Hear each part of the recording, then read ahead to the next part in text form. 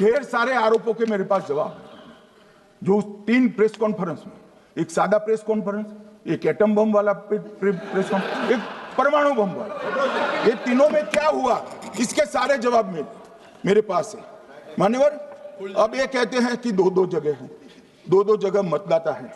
मान्यवर, किन किन लोगों के 2-2 जगह मतदाता में, इसमें जिनके नाम 2 जगह रजिस्टर्ड है उसका दोष नहीं निकालता मैं, क्योंकि एक जगह से कोई व्यक्ति दूसरी जगह गई तो 2010 के बाद इसको डिलीट करने का अधिकार आरओ के पास से ले लिया गया। इसके कारण ये विसंगतियां खड़ी हुई।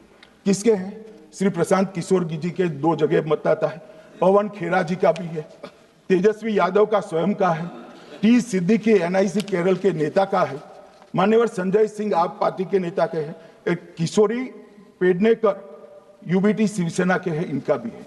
मान्यवर, सामान्य गलतियां हैं, क्योंकि एक नियम आ गया, जिसका वोट काटने का जिसका अधिकार है उसको रोक लिया गया, तो आरओ वोट काट नहीं सकता था, इसलिए 2 जगह रह गए।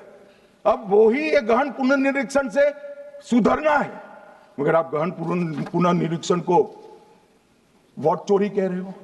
मान्यवर, वोट चोरी किसको कहते हैं वो मैं बताना चाहता हूं, और हमारे यहां कुछ परिवार ऐसे हैं जो पुश्ते नहीं वोट चोरी करते। अच्छा, बोलिए आप।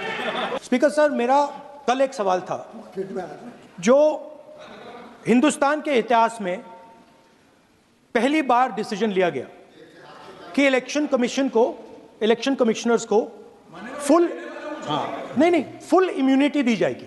ठीक है, ये है ना, इसका जवाब इसका पीछे मैं खत्म नहीं किया सर।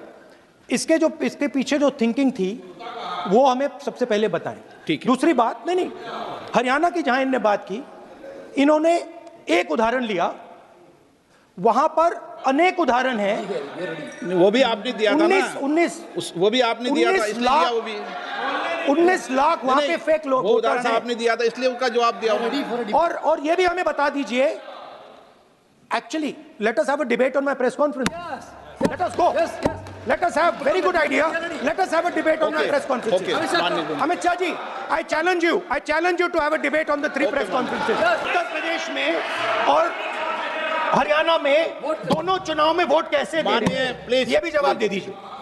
विपक्ष के नेता महोदय कहते हैं कि पहले मेरी बात का आप जवाब दीजिए, मैं सुनना चाहता हूं। आपकी मुनसफी से संसद नहीं चलेगी, मेरे आप बोलने का क्रम मैं तय करूंगा, इस तरह से नहीं चलेगी संसद। मान्यवर, उनको धैर्य रखना चाहिए, मेरा जवाब सुनने का। इनकी एक बात का जवाब मैं दूंगा, मगर मेरे भाषण का क्रम वो तय नहीं कर सकते, मैं करूंगा, क्योंकि मैं बोल रहा हूं।